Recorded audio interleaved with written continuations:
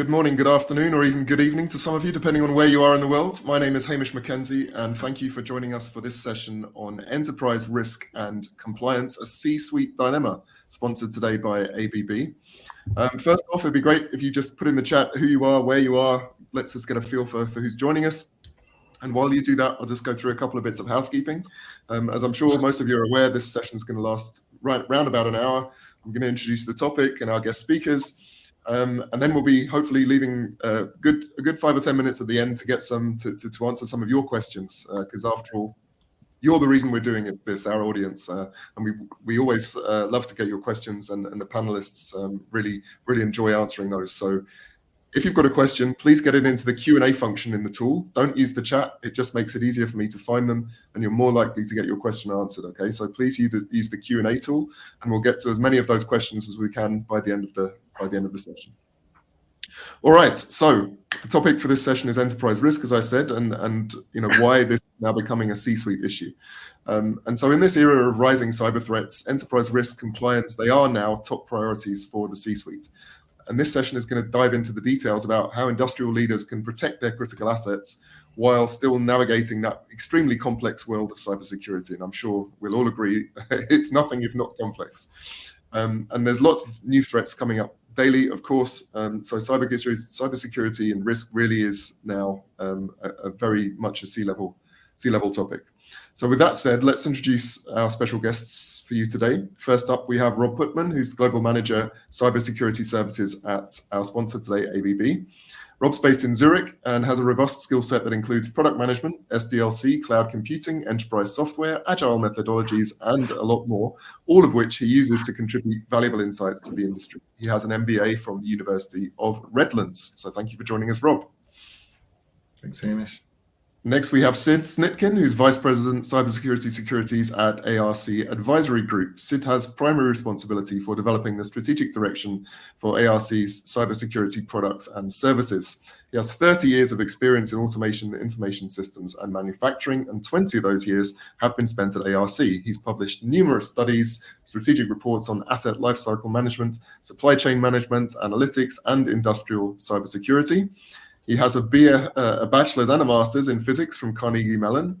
He also has an MBA and PhD in operations research and artificial intelligence from the University of Pittsburgh. And if that wasn't enough, in his spare time, he also teaches MBA classes in statistics, operations management, and risk management. So very busy man. Frankly, it's a miracle he's found time to be with us, but he has. So thank you very much for joining us, Sid.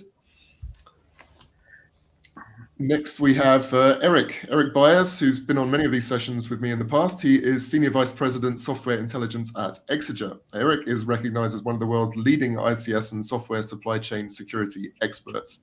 He's the inventor of the Tofino security technology, the world's most widely deployed ICS-specific firewall, which has been licensed by industry giants like Honeywell, Schneider, Caterpillar, the list goes on. He's known for his leadership in international standards and research for industrial communications and supply chain risk management. He was a founding member of the ISA S99 standards program, which is now known as IEC 62643, chaired numerous working groups, and testified to the US Congress on the security of industrial control systems in national critical infrastructures. And right now, as the Senior VP of Supply Chain Integrity at Exeger, he's now focused on improving the reliability and security of the software used in critical systems. He has been an NTIA SBOM Awareness and Adoption Committee member and has authored numerous articles on the software bill of materials. So thanks for joining. Pleasure as always, Eric, for joining us. Thank you. Thanks. And last but not least, we have Laline Carvalho-Neff, who's Vice President, Senior Analyst at Moody's Corporation. And in her role, Laline is responsible for analyzing and providing credit ratings for a wide range of property and casualty insurance and reinsurance companies. She brings over 20 years of experience in financial analysis and credit risk assessment, and she holds a bachelor's in finance and international business and a master's in environmental sciences and policy. So thank you very much for joining us, Laline. And finally, a very few words about me. I'm the moderator. I'm an ex-IDC analyst. I've been running my consulting business here in Munich, Germany since 2006. I work with CEOs, founders, and other senior executives in cybersecurity, all types of industrial software, but also other types of software, helping them basically grow their businesses more efficiently. And I also help them focus more and more on strategic work and evangelizing their businesses rather than getting bogged down in day-to-day operations. So that's what I do. If you want to find more about me, please look me up on LinkedIn. Shouldn't be too hard to find me. There's only one of me in Munich on LinkedIn as far as I know. So please do look me up and connect with me if you like. Very quick reminder, please get your questions into the Q&A section, not in the chat. And don't wait until the end. As soon as you have a question pop into your head, get it in there and we'll do our best to get to it at the end of the session. All right, so with that all said, let's get into it. And I like to always start these sessions with a bit of context. And so I wanted to come to you first, Sid. If you could just talk a little bit about how have cyber risks grown for industrial operations over the last few years at a kind of high level? Yeah, I think you can look at it from two sides. That's the really thing that's really challenging is the threats from the outside. I mean, the actual attackers and things like that have certainly gotten more sophisticated. The cyber industry has become more sophisticated. So companies have to deal with much more sophisticated attacks than they used to, I think, and more of them. It's just a barrage of attacks. The other thing, and we were talking about this right before we went on live here, is from the inside. And to me, and this may sound strange because of my company, anyhow, I don't want to get off on my company, right, to talk about them. But it's that digitalization or digital transformation is completely changing operations. I mean, there's tremendous changes happening over particularly the last 5 years, I would say. And it's not just the IoT devices that are being added, which are very bad, which bring in threats and things like that. But there's also the issue that it's this connectivity of operations that used to be isolated, or at least semi-isolated. Let me just say, at least controlled. Everybody's had some communication with plants, but this was very controlled. Now that's just opened the door because more pathways in, plus a lot of that functionality is being moved out into the cloud, into mobile device, using mobile devices, just a barrage of that, which just opens the door. And it's a very big risk for companies. And the good thing is in our business, I mean, it should be driving if it's not, but I think it is. I see it a lot more interest at the board level and things like that to do something about that problem. And the last comment I would just say is it's become much more of an integrated issue between IT and OT today. So anyhow, we could talk about that later if you get into that. So, well, exactly. That's exactly. Yeah, that's exactly what I want to get onto now, actually, because exactly in the context of what you just said, this convergence between IT and OT is really a critical issue, obviously. And so, Rob, I wanted to ask you, a lot of people are talking about it, but is there actually alignment in the industry about really what it means, what it looks like? And has the topic been unpacked to a level where doing something about it, the action, the execution that you're gonna work on is really gonna have an impact? Yeah, so well, I'll just take the position that the convergence idea isn't unpacked well enough. So I always go to, well, what are use cases or examples of convergence done well or not done well? A simple example of done well is where an organization, an enterprise, brought together operators and their IT team, talked about the activities that they aspired to have the IT team perform, maintain, et cetera, within the operational environment, and then talked about the conditions around which those activities could be performed. They got alignment, right? We're not just going to come into a dispatched power plant and do HMI and workstation updates because you want to on the IT side. And when they were able to begin to appreciate the need not only to perform these activities in the environment, but coordinate it within the operational cadence, they discovered they could work together and they got their goals accomplished. The converse of that, of course, is if it's not thought through and the unique operational conditions aren't considered, IT can come in and push updates, make configuration changes, all those kind of things. And next thing you know, process is disrupted and nobody wants that. So that's an example of done well, not done well. But when you say IT-OT convergence, it just feels really broad to me. It goes into all kinds of areas. Mm-hmm. Okay. And so, in that context, Eric, I wanted to ask you, For the C-level folks, cyber being ready, whatever that means, whether it's in the context of IT convergence or just being prepared for cybersecurity, protecting those infrastructures can seem like almost like death by a thousand cuts, I think, a lot of the time, right? So where, from your perspective, from the C-level perspective, in your opinion, do they need to really focus in order to be effective when they decide, okay, yes, we need to do something about this? Where do they need to focus from your perspective? Yeah, that's a really great question. So first of all, I think it's really important to understand that you're going to have convergence. I mean, it's not going to go away. That horse left the barn. Yeah. And I think Rob nailed it. It's convergence done well or convergence done poorly. And for that, it really is defining how you're going to do convergence. Like not ignoring it, not saying there will not be any convergence, but having a full-blown convergence plan that when such and such a company needs to access data inside your control system, this is how they're going to do it. Or if your guys need to get data out of the cloud, this is how they're going to do it.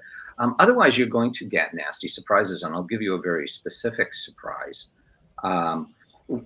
This is for a very large oil company who had a tank monitoring system, and they started to replace that tank in their tank farm with wireless transmitters to monitor it that were Wi-Fi.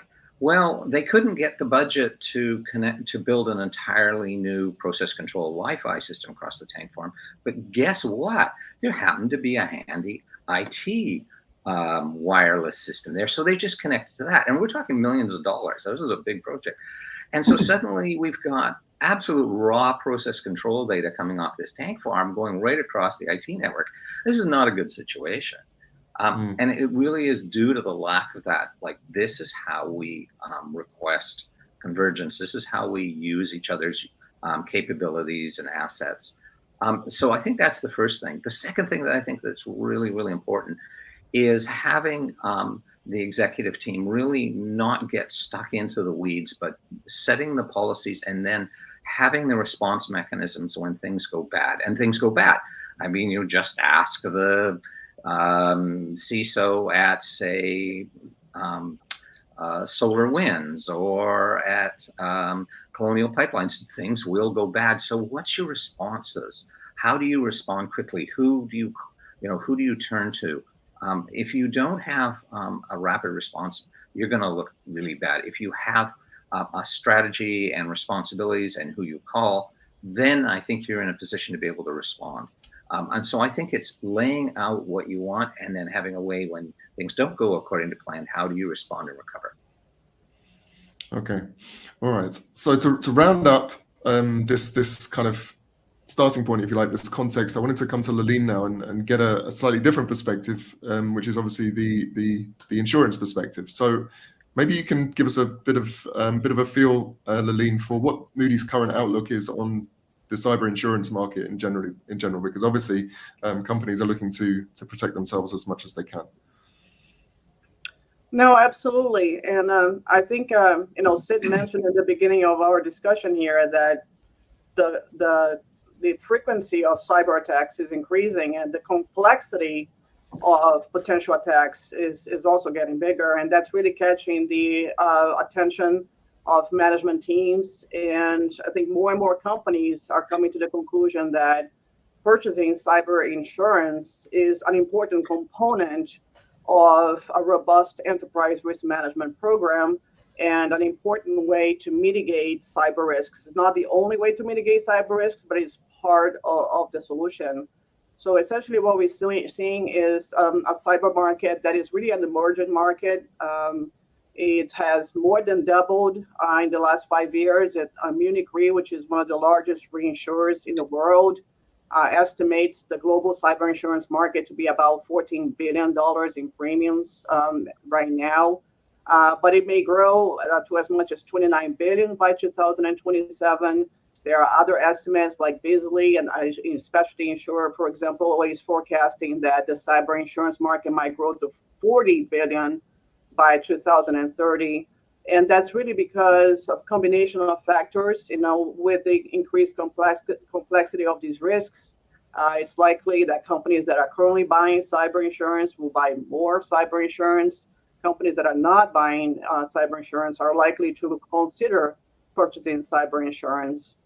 And there will be a few things, structural things that will need to happen to continue to support the growth in this market, since it's more, I would say it's an emerging market in the insurance industry. It's grown very rapidly and it's changing as the risk changes. First we're going to need to have more insurers and reinsurers supporting the market. We're likely going to need to have more capital market investors participating in the market. Over the last 2 years, for example, we saw the issuance of several cyber catastrophe bonds. That's a new thing in the insurance market, but an important thing so that capital market investors can come in with capital to support this risk. And we're likely to see, more products coming through and being developed as the market grows, and companies are likely to want to have more options of what they can purchase. It's really an evolving market.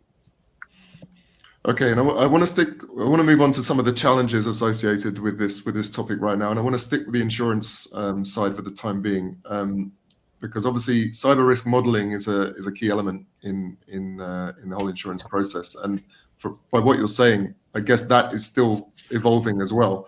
But could you give us an idea of what the state of that is, and how insurance companies are looking at cyber aggregation and systemic risks, and also what then, if there's a company looking at this, what are the minimum levels of cybersecurity hygiene that they need to be looking at to achieve to be eligible for insurance? Sure. So, I would say compared to other areas of insurance, such as property catastrophe, for example, where, companies have very sophisticated catastrophe models to try to analyze and predict the level of losses related to different hurricanes that may be coming through, for example. I would say, cyber insurance modeling is in its early stages. It provides some indication of what the risks may be, but it's not a complete picture. That's a significant area of focus for companies now. A number of risk modelers are spending a lot of time and resources to improve cyber risk modeling. Insurance and reinsurance companies are also looking to improve that. Aggregation risk is really top of mind in terms of concern, because you could potentially see very quickly, right, a situation that a massive event can have an impact across many industries and geographies, and you could have a significant aggregation and a massive cat loss in your hands. So this area is an area that I think needs to be better understood, and that's important because if to the degree that this risk is better understood, then more insurance companies and reinsurance companies are likely to be comfortable entering the market and feel like they can appropriately price for their risk, right? So that's very important. So cyber modeling is going to continue to evolve. You will need to evolve. There are areas that are probably not insurable. War and massive infrastructure attacks, for example, may be too large for the insurance industry to manage, and it may require public-private partnerships in which governments may need to provide some kind of backstop to support those kinds of losses. So I would say that's also in early stages of discussion with different governments, but that's likely to evolve. We're likely to see some of that happening as the risks become larger. Now, just switching to your second question in terms of, if you are a company looking to buy cyber insurance, what is the minimum level of cyber hygiene necessary to buy cyber insurance? And in the last few years, insurers have become stricter about requiring good cyber hygiene before you're even eligible to purchase cyber insurance. So that's like if you don't have that minimum cyber hygiene, they won't even offer cyber insurance to you, because the premise is we should be doing everything we can to prevent these risks, and then we need to have minimal levels of prevention. So they are requiring things like multi-factor authentication, data backup, incident response plans, cyber training for employees, among other requirements. But the idea again is we want to you want to prevent this from happening to begin with, and then you're buying cyber insurance to make sure you're covered in case of that event. But companies have become more strict in terms of requiring this. Okay, and so yeah, I mean, it's one thing to be ready to or to think, okay, well, we'll just get some insurance, and that that's gonna help us cover our risk or completely cover it, which it may well not. But perhaps even more fundamental to that, but related to it, but also more fundamental, is whether business leaders are really taking this seriously, especially in terms of the operational technology that they have. So, Rob, how seriously do you think they are taking it in the context of enterprise risk? Well, very seriously. So I've been in the space, or thinking in a dedicated way about the space, since about 2014. And the shift in attention and priority is remarkable. So some loose statistics I ran across, I'd say back 2014, 2015 timeframe, survey respondents at the C-suite or board level, is this a topic of concern? It was in the 25 to 30% range, right? Fast forward to the beginning of 2024, similar survey asking the same question. The topic of concern respondents had was in the 75% plus range. So big shift in awareness. Obviously, the bad guys out there have helped us with NotPetya and other, really big marquee events that are out there and newsworthy. And the next step that we're seeing is the complement to that question is, are you aware of it, and are you going to do anything about it, right? So that, and are you going to do anything about it, response, meaning budget, organization, structure. We see that coming into place as well. Harkening back to the question about, or the comment about cyber hygiene, though, as a product manager, as soon as we say, well, there's a standard, right, or something like that, or we're going to do cyber hygiene, my first question is, show me the definition of cyber hygiene, right? And so if we're running around the world saying, from an insurance perspective, you must have cyber hygiene, well, okay, yep, we're going to have cyber hygiene, but what is that specifically? And then the other piece is, from a compliance perspective, how are you governing whatever that cyber hygiene is, so that, it's classic audit, right? I say I'm doing this and I can prove it. That seems like a missing angle too. So I may say, sure, I put antivirus across all of my workstations and HMIs. And then, my license expired, I didn't renew it. And, 3 to 4 years later, yeah, we put antivirus across everything, but it's not working. So there's a compliance angle, and not to rabbit hole here, but it just starts to unpack. I think it's manageable, but we need more definition, more alignment, more measurability. All right. I'd love to. Yeah. I was just going to say, I'd love to jump in on the whole cyber hygiene thing. Yeah, please do. Every time I hear the word cyber hygiene, I cringe for exactly the word we use, Rob. I just want to go find the barf bag. Because it's such an apple pie and motherhood statement, oh yeah, we have cyber hygiene, or you should be doing, or they didn't have good enough cyber hygiene. It's really so poorly defined and so blaming, it's used for so much blame. And it's also, one person's hygiene is not the next person's hygiene. Hygiene is, again, it's just a dangerous comment. Really what we want is risk-based analysis of what we're going to do. And again, I'll give you a really good example of unfortunately, the company I work with right now forces password resets regularly, where you have to come up with a new password. And they call that, you can call that cyber hygiene if you want, but it's actually degrading the security of the organization, because and this has been shown over and over, when you force people to do new passwords every 30 days, all they do is tack a number on the back of it. And so you actually go downhill. And this has been, and so if you read the NIST standards for password management and everything else, they do not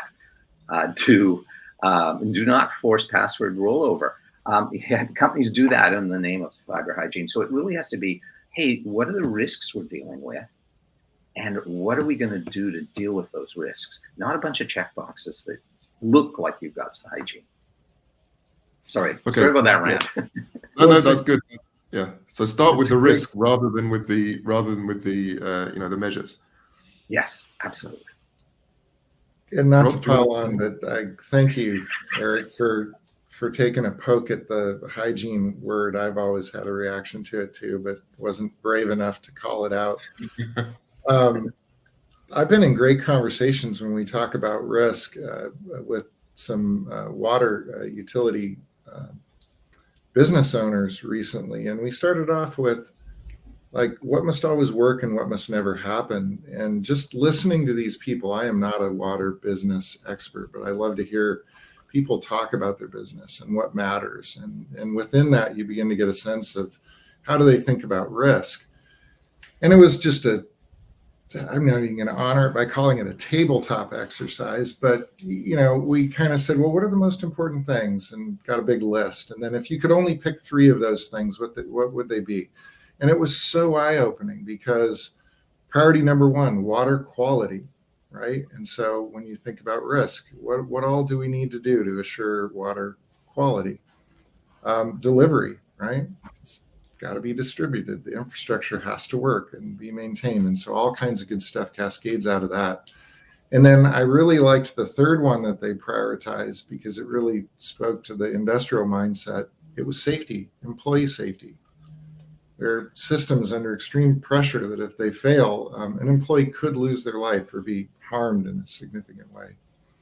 And so somehow, Eric, just talking to what you said about measurement, right? It's like, well, if we find out what our priorities are, then we talk about water quality. Well, how do we measure that and hold ourselves accountable to that?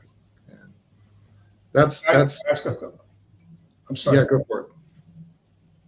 I was just going to, because what the example you just gave is a good example, but those are risks that the company's worried about.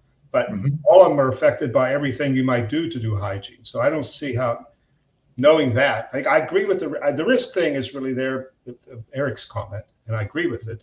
But it's there. What I see it is more, there are not enough people to do everything that needs to be done to maintain the security of plants, of facilities in particular. That's more what I know. And so they start not doing things. So in that case, yes, trying to decide what's the most important thing to do is very important because it helps you, triage what you're going to triage the things you have to do, and so you can use your people. You're leaving some things undone. But when you ask somebody what's your concerns and they say water quality, well, that's it. I could accept that, of course. I would hope that's what they worry about. But what does that mean from a cybersecurity perspective? Not much, because, well, does that mean I better take care of my antivirus? Does that mean I better make sure I do something with remote access? Does that mean it means all of those things? So I think the things get a little mixed up there in a way. So, but hygiene is a big problem. It's one of the, we've been harping about that for years. We have things in RCI, I call them cybersecurity management solutions. Everybody goes out and buys the technologies to put into defenses. Like you said, they buy endpoint protection of some type, but then they can't maintain it. Or they'll buy remote access and then they can't maintain the passwords. And so they tend to ignore the problem of having to maintain. That's one of the big challenges that I see. Anyhow, that's kind of getting off topic. Anyway. Well, but it kind of segues quite nicely into the next thing I wanted to cover with you, Sid, which is why is a good OT cybersecurity program not enough, given that a lot, at least, possibly even most disruptions are actually originate within as IT system compromises and not OT. So perhaps you can speak to that a little bit. Well, that's why the OT cybersecurity is not enough. I come from the automation world, and we've talked about OTs. We talk about OT cybersecurity for years and how important it is. Used to be, we used to call it ICS cybersecurity or some other kind of an acronym, and that was the focus. And everybody said that's the key thing, that's the jewels and all that kind of stuff. And what we've learned is no, you can stop an operation by stopping something on the outside. You don't have to stop the operation. That was exactly what happened to Colonial Pipelines. The pipelines were functionally quite okay, as they realized. But they couldn't they couldn't follow the transaction, so they couldn't manage it, so they couldn't bill anybody. So they decided they had to shut down their operations. There was also concern of propagation from the IT system into the OT system. So it's one thing I kind of evangelize, I try to, is you can't just, the world of just looking at OT systems and saying, putting up this perimeter, which has always been there from the Purdue model and everything like that. Just worrying about what's on the inside is not enough. You can do everything you can there, but you can still have problems. So you have to think outside the box. And, you know, we use this term, cyber resilience is the term I focus on a lot. And usually I want to clarify that, because sometimes people talk about cyber resilience means having a cybersecurity program that's resilient, and that's important. I'm talking about thinking of cybersecurity, the resiliency of your operations. The whole goal in the end is to keep the operations operating. And that can involve something that might go wrong on the inside, something might go wrong on the outside. So people have to look at it from the back end almost. You know, I kind of came up with something a couple of years ago. I mentioned we have this event every year, our ARC Forum, and we have a big cybersecurity program. So I'm always thinking of new things to talk about. And that was our theme last year. And I mentioned that one thing I see is, for years since I've been involved in cybersecurity, people have always started from the beginning, saying, oh, let's go and do an assessment. Let's find out what's wrong. And then let's start putting in technology to solve these specific problems, which is wonderful. But then what they never do is they don't get the backups and things like that until they end. They don't start off. And I think where you have to start is by saying, let's start off and just say, what if I lose something because of a cyber attack? I don't know what kind of attack it's going to be, but I'm going to lose something. Do I have the backup to get me back up from that event? And if you did that, then you're going to be a lot more resilient than if you sit here and just worry about putting in defenses and solving the problems you think are there, that the attackers aren't going to attack any other. They're going to come in through another door. They're going to do something different. And that's one of the problems I always have with cyber hygiene, too. I don't want to go back to that, or cybersecurity. You know, cyber hygiene is generally focused on doing the things you should do to protect the things you know that you might go wrong. But it does nothing to say, how do I protect against the things that I don't know about? You know, it's the known knowns, the unknown, the unknown unknowns, the unknown unknown, whatever that phrase was. It's the Rumsfeld quadrant. Yeah, the Rumsfeld phrase. And I'm a big believer in, you have to say, well, there's some unknowns I don't know any about, so I better do whatever I can to make sure I can get back up. So anyhow, so that's so I don't think, we certainly encourage companies to do whatever they can to manage their security good and put in the right defenses. You can't ignore that. I'm not saying ignore that, but my point about the OT not being enough is you have to look at it from a global thing. We talk a lot about IT and OT cybersecurity convergence, and it's trying to bring those two things together, because the problem encompasses everything, including cloud apps, all kinds of things today. So I don't know if I answered that. I sort of yeah. Rob, you wanna say something? Well, Eric, you were raising your hand, and then I've got a question for Sid. Okay. All right. Well, I think Sid's got a really good point on the whole question of backups. I mean, if you go and look at a good cybersecurity framework like the NIST CSF, you know, it has the 5 pillars: protect, detect, etc. And the very last one is recover. And it's, I think, to Sid's point, I think people forget. They get to 1 and 2, they detect and protect, and they forget about recover. But I'd also point out that the bad guys have figured out how to attack backups. And I've been on several projects, and my colleague Ron Brash has done some really interesting research on backup corruption and attacks on backups and the issues with backups. He did a really cool presentation last year at S4 that you might be able to see online.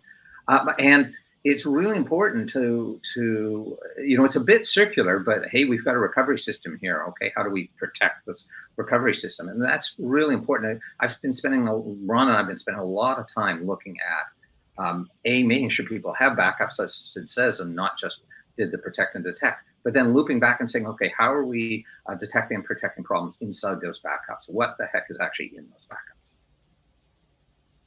Back to you, Rob. That could be even more important than protecting the system again. Yes. Anyhow, Yes. I hate to say Yeah. Congratulations. You just re-promoted your ransomware into your production environment, right? So backups have to have integrity. Exactly. So going back to this data and modeling point that, the maturity around that, and I think what Laline was pointing out, what was going through my head is with 2 teenage drivers that I insure, that model's pretty good. OT cyber doesn't have the same level of maturity and quality of assessing risk as, assessing risk for teenage drivers. So we often, cyber hygiene, even though we're trying to take that word off the table, aside, we talk about it being something additive to the OT architecture. Like, oh, well, it's insecure and you need to bring in all these things. And this is a professional area of curiosity for me. I often wonder, well, if we want to understand the risk posture or the state of the operational environment, why aren't we asking those kind of questions of the automation control system itself? That's the fundamental purpose of that system, is to be on top of and manage and control the asset environment.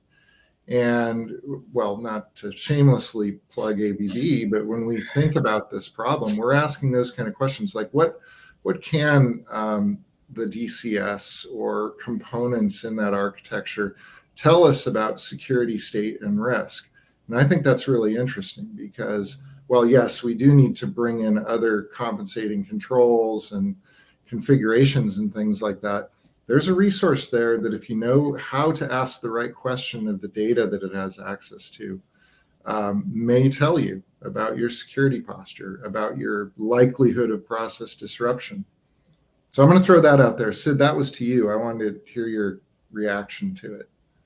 Well, I agree completely, and not promoting ABB, but I remember having interviews with ABB for years.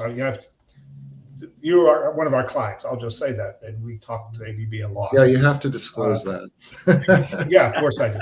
But I mean, I was always impressed because there was a big thought about how can I use the automation system to help with the cybersecurity, and what can I put into your system, into your products to protect, to enable better monitoring, better security internally. It's not just building a secure box. Everybody does that, I think, and hopefully, I think it's getting better that way. Eric might know more about that than me, but I think the boxes are getting better. Everybody's box, whatever box it is, I say DCS, PLCs, whatever. But what's that? But another way to look at it, and I applaud ABB for that, is they say, well, how can we use the box? What more can we do, not just to protect the box per se, but how can we use the box and capabilities in the box and maybe add something to enable us to protect outside the box and the whole system and things like that. So I think that's a wonderful idea. I think that's very important. I don't know that all the automation companies are doing that. I'm not trying to get down on any other supplier because all of them are clients of ARC, so I'm not going to say anything negative about them. But I think I don't see it as explicitly highlighted as much as I have with ABB, which is good. So again, there's my promotion for ABB. Sorry. Bringing it full circle though, back to this convergence question, right? So this could be another dimension of convergence, and a very interesting conversation between, the operator, the OEM, and someone like Laline, and that how do we express, measure, quantify risk? And then back to that, well, water quality, that's important. Well, great. So what metrics, what data is available to measure that, to measure or identify activities that could compromise that? And then that gets to the compliance piece, because I would never underwrite, well, I'm not an insurer, full disclosure. I would never underwrite someone who said they're doing good security, showed me a PowerPoint, showed me some artifact, and couldn't prove it on a regular basis, right? Like, sure, great, you said you do good security. Is it continuous? Can you prove it? I think that's a really important point, and it needs data. Yeah. All right. Brilliant. We are kind of running a little bit behind, so I want to, given that you were talking about insurance again, and I wanted to bring Laline in again just to give us a snapshot of which kind of companies are buying cyber insurance right now. And I think a lot of the time when we think about these things, we're thinking about the, as the examples you've already given, huge oil companies, big water facilities companies, whatever. But what about the smaller and medium-sized companies, right? Because they're getting attacked as well, increasingly. So how well protected are they, Laline? Maybe you can just give us a picture of who's buying insurance, who isn't, and who needs to. Sure, and maybe not surprising from the conversation we're having here, it's really the larger companies that are currently buying cyber insurance, and not all of them are purchasing cyber insurance, but a majority of them are buying some level of cyber insurance. And these are typically companies that have more sophisticated enterprise risk management programs, more sophisticated ways of understanding cyber risk, and have greater awareness of the risk. Just to give you an idea, an insurance company called Aviva, which is a very large insurer in the world, has estimated that about 17% of small businesses are protected, and purchase cyber insurance. So really the majority of small and mid-sized companies do not currently buy cyber insurance. And I think for a number of reasons, right? Lack of awareness, but also lack of resources. Maybe difficult, and maybe it's expensive to purchase it. It's expensive to implement cyber hygiene, the word that we don't want to use. But as time evolves, I think it's likely that these companies will be looking to buy cyber insurance, and that we're going to see more products that are able to offer some type of protection for these smaller and mid-sized companies. But I think what everyone here is saying, Rob, Sid, and Eric, is that the way you even think about cyber risk is evolving from inside the company, right? What are the potential areas of risk that could lead to a cyber incident? And perhaps the small and mid-sized companies need that help the most, because they don't necessarily have the internal resources to analyze all that. And typically, insurance companies tend to come in and offer, and also insurance brokers, they tend to offer some advice to insureds on how to mitigate the risk and how to think about potential areas of risk. And I would imagine as time evolves, this role might become more important, as with small and mid-sized companies working with insurers to maybe gain some knowledge from them. What else do they see in the market, and how can they apply some of that knowledge to their internal practices? So that's going to become, I think, something that is likely to evolve as well, because those companies could potentially be, at significant financial risk and see very significant business interruption losses in the future. All right, fantastic. Okay, so I want to make sure that we leave a bit of time at the end for some questions, as I said at the beginning. So I want to start looking a little bit into the future, but also getting a little bit practical in terms of what companies can do now. But so if we just look at the regulatory situation, if I come to you first, Eric, are there any cyber regulatory requirements coming up that are going to have a big impact? And of course, on top of that, we've got the buzzword of the moment, AI. And so if you could also talk a little bit about what impact AI is going to potentially have on the cybersecurity landscape in the next few years. Oh, Eric, I think we've lost your sound. Oh, yeah. Yeah. There, how's that? Better? Yeah, Okay, better. Thank you. Thank you. Yeah, so let's start with that regulatory question. Yes, Yeah. There's a ton of regulatory requirements coming down the pipe, depending on where you are. It will vary slightly. So if you're in Europe, you'll be dealing with a set of regulations called NIS2 or NIS2, not to be confused with NIST, the National Standards and Testing, but this is NIS2. And those are very, very clear regulatory requirements for cyber that both have significant impact on anybody trying to sell a product, not a security product, but a product that connects to the network in any way, which includes control systems, or anybody trying to use one of those products. So very, very heavy regulations. In North America, the regulations tend to be more a little sector specific. So we've seen regulatory requirements coming out of course, NERC-CIP, regulatory requirements coming out of the U.S. government for anybody buying or selling into U.S. government agencies.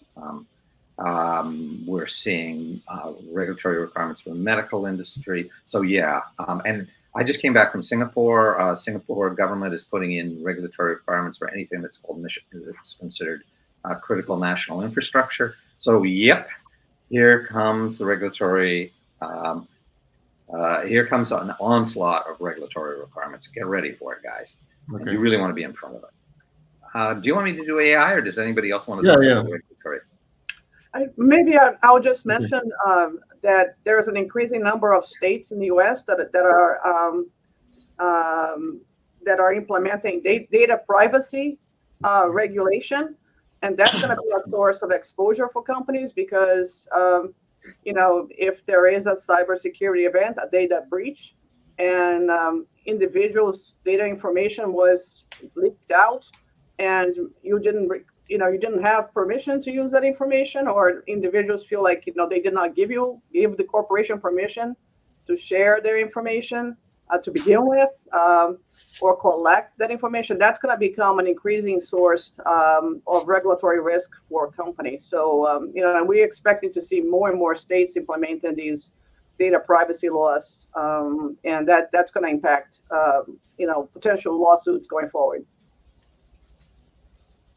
And I just saw Ravinda, if you guys are following the chat, just put in a whole list of all the stuff coming out of Europe: NIS2, the EU Data Act, Cyber Resilience Act, and on and on and on. Yeah, there's a pile, and that's just Europe. North America's seeing the same thing. Asia, I'm seeing the same thing. Do we want to tackle AI? Yeah. So just give us a few words on AI, please. Yeah. Okay. So AI's here. I mean, we've just been buried by ChatGPT articles, etc. We're going to have to use AI to improve. The bad guys are going to use the AI. So there's no sense tying our one hand behind our back. And AI we've been doing a lot. I've personally been doing a lot of work on AI application in cybersecurity for things like associating vulnerabilities to products. That is just a miserable job to do. It's just it is a nasty job for a security analyst to go and try and figure out if a particular product has a particular vulnerability. There's lots of opportunities for AI to help and really leave the difficult tasks, the ones that really require true intelligence, to the analyst. And the grunt work, AI I think has got phenomenal opportunities to sort of take away a lot of the grunt work I see. And Sid mentioned earlier about the shortage of people. That is just absolutely a shortage of. I absolutely agree with him. There's a shortage through our entire industry on talented cybersecurity professionals. Get the AI to do the low and easy stuff, and I think we'll see that more and more. And get the professionals to focus on the professional work. So I think AI is absolutely going to be critical to deal with that. If we don't do that, we're going to just fall further and further behind. That's my thoughts on that. Fantastic. Rob, did you want to come in on something? Well, I totally agree. It's a great application of offloading or putting workload off of the professionals who need to focus more in other areas. And I go back to the compliance piece. AI is a wonderful new tool that can be used to scale the effort that you've got to go through and offload some of the more mundane work that just requires time. Sorry, nothing hugely clever to say there. I agree with Eric. How about that? Thanks, all right. So, can I make a comment? Go ahead, Lily. I'm sorry. Maybe I'll just quickly comment that the other side of it is AI is also going to be used by the cyber criminals, and that's going to increase the number of cyber attacks exponentially, and the different angles it may come from. So it's going to be a little bit of a battle to see which of the two sides is going to win on that. It's going to be an arms race. But can I make a comment?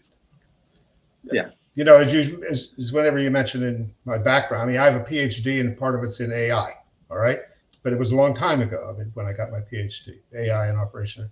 And a lot of what people are calling AI today is really just it's become the buzzword for anything anybody does to help anybody do anything. Now, I do agree completely with I mean, yeah, so I get very frustrated. I actually had a session at our forum last year, about protecting AI within plants. And I talked about, I struggled to find some applications where it was really being used, what I called AI. And everybody was doing it. They weren't worried about that aspect, but they weren't using other AI per se.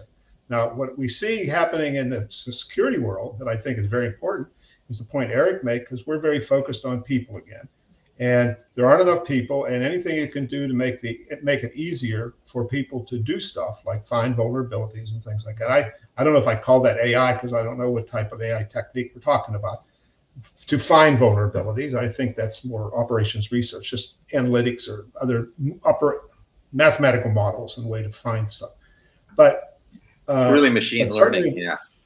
Yeah. Which I call that something. But anyhow, maybe because I'm an engineer, I mean, a core, that kind of a thing.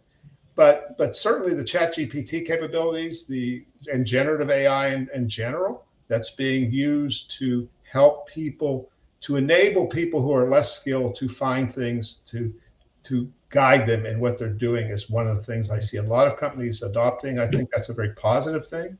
You call them, some of them are just co-pilots in a way and stuff like that. But to try to take someone who's less skilled and make them more skilled to enable them, so we kind of reduce the need for the experts that we need.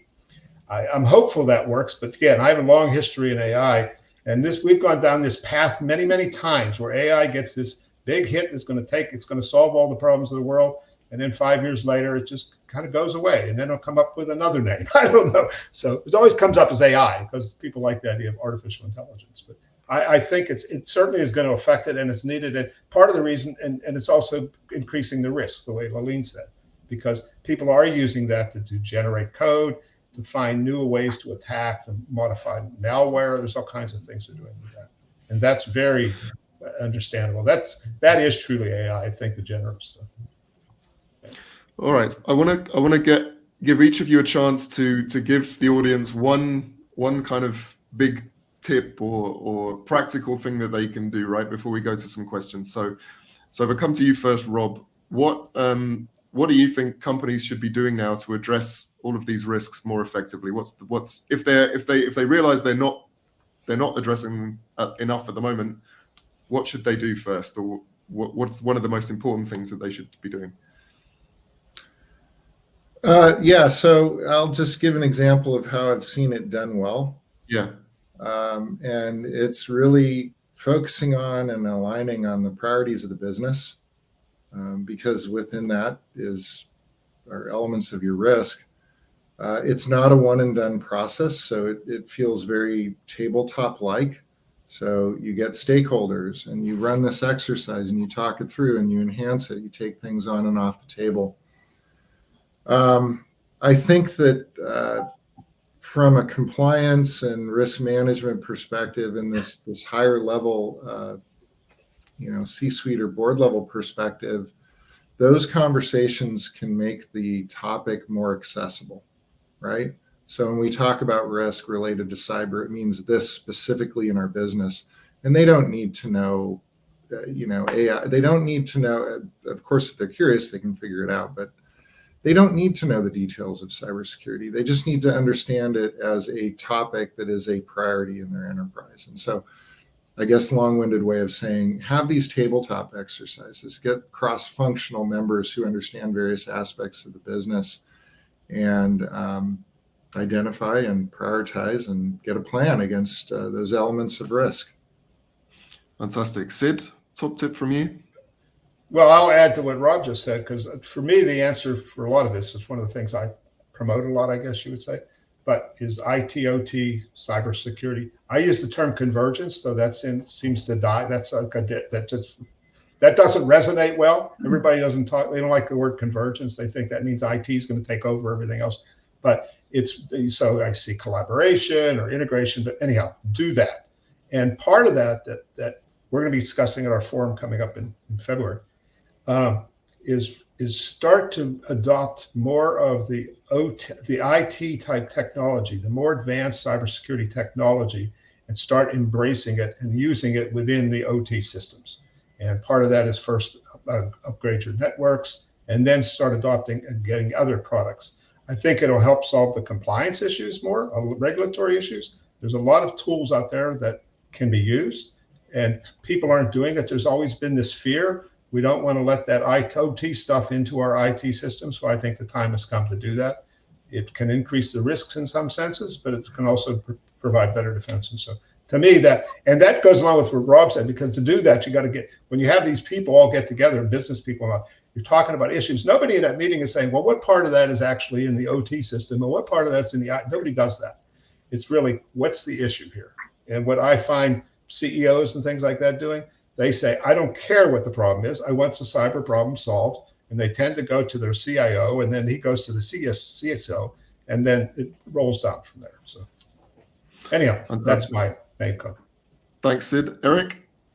I actually have 3 top tips, but first of all, the first one is I think really playing off of what Sid just said there. Forget about the fact that there's OT and IT. It is going to be all one system at the end of the day. They're going to impact each other. They're going to use the same technology. And as Sid's colleague, Eric Kosman, used to say, and I love this, he said, there's never a leak just in your end of the boat. There's never just a problem with IT or never just a problem with OT. It's the whole boat is sinking. So you've got to work together. So that's the first thing. The second thing, and Jaleel just popped that up on the comments, but you really want to make sure that you're aligning your activities, your cyber activities, with your business objectives. And I think this goes back to what Rob says. Hey, our job here is to make good water. What can somebody do to mess up the water quality? Okay, here's our cyber objectives to ensure that our business objectives are met.